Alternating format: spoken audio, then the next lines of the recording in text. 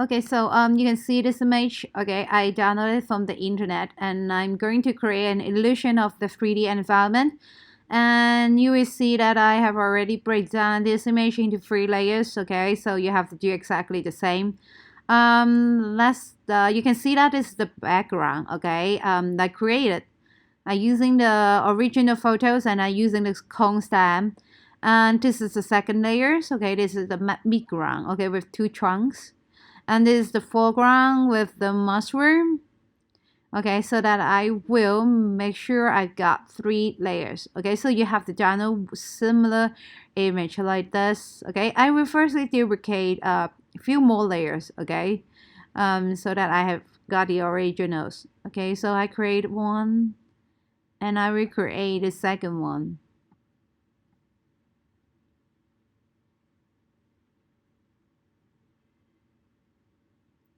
Okay, so I will rename it. This one is called back, so that I will clean up the mushroom and the trunk in front, and also 2 big trunk at the middle.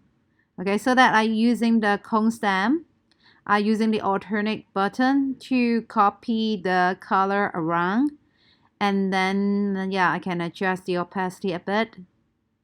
Okay, so that you can see that I try to remove the trunk. I can adjust the brush size.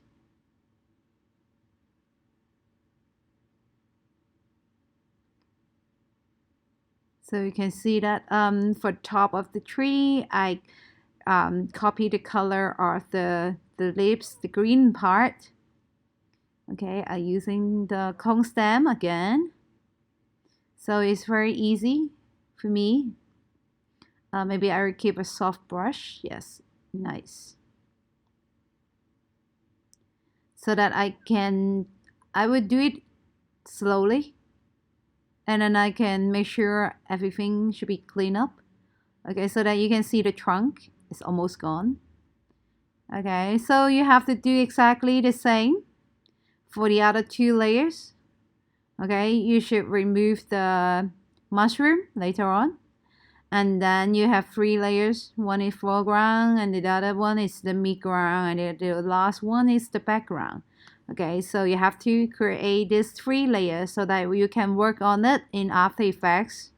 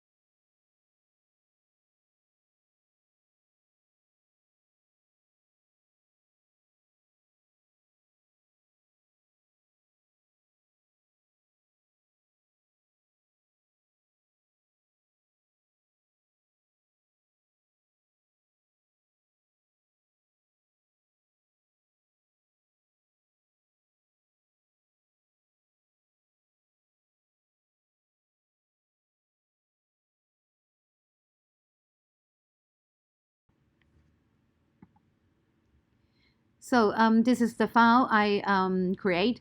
I import in After Effects, and I will import as composition.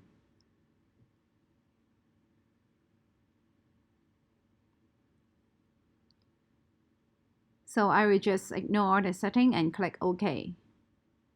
So here's my image, and then I have already resized it as a full high definition resolution. And this is all the layers, and also I did the old one. Okay, so you can see this is all the layers that I create in Photoshop. So you can see that some of the foreground, midground, and background. Okay. So I will highlight these 3 layers and create 3D layers. Okay, the curve here is the 3D layers, and then I can using the composition at the middle, the views. I can using 4 views to show the 3D. So you can see all these 3 layers there at the middle. You can show it in the top view here, and then they are exactly the same position. Okay, but it should not be here. The foreground should be quite close to the camera, so I move forward. And this is the midground, and this is the background. I move it. So the midground, and this is the background. The background I will move backward. And then once I move the background to the back, you will find that the image is not big enough, so that I can using the scale to scale it up, just like this one, so it looks very nice. And then I will create a new camera 1. So I will move to the top. So you can see this triangle. The triangles means the camera. Okay, the triangle shape means the view angle. Okay, so I can select the camera. I can move around, and then you can see that it's likely got a 3D illusion. Okay, if you find that the illusion is not that strong or not that obvious, it's because that the layers, they are not really far away from each other. Okay, so I move the camera slightly to this side, to the right hand side. I just want to show you that these are 3 layers. They are in 3 different positions. Okay, so just want to explain a bit about the 3D layers. So this is the foreground, okay, quite close to the camera. And this is the midground at the middle, of course. And also the background.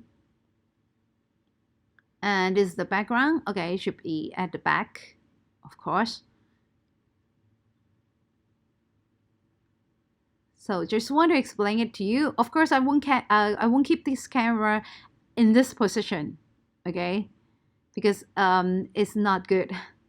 So actually for this animation, I will try to animate 2 properties. The first one is the point of interest, and the second one is the position. Okay, so I will move the camera back to the center. So remember, once you are most close to the camera, you will see X, Y, or sometimes you see Z, which is the direction of the movement. Okay, so you can see that I try to move it forward. You can see it look like I'm walking into this forest. The illusion is quite nice.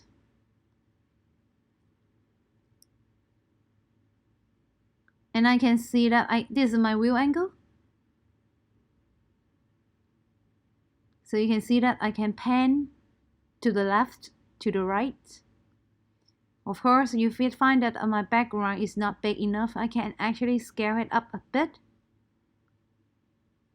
So I will key the position, I will key the animation for 5 seconds. So I change the duration to 5 seconds. And then I will key at the point of interest and also position. And this is the first key. I just key. I find it's not very nice. The things show in the right top corner, which is the active camera, is the final things that you will see once you render. Okay, so you can keep checking with what you see in active camera. Okay, so I slightly move the camera to the right hand side, and I can also adjust the curve. Okay, once you animate the position, you can see that the curve here, and then you can adjust it so that you can have some kind of little movement like this. Very nice, right? It look like you're walking into this forest, but actually we're only using a photo, okay, to create this kind of illusion. So you can exactly doing the same thing when you're doing your final year projects. It can help you to create a realistic camera work by using the After Effects.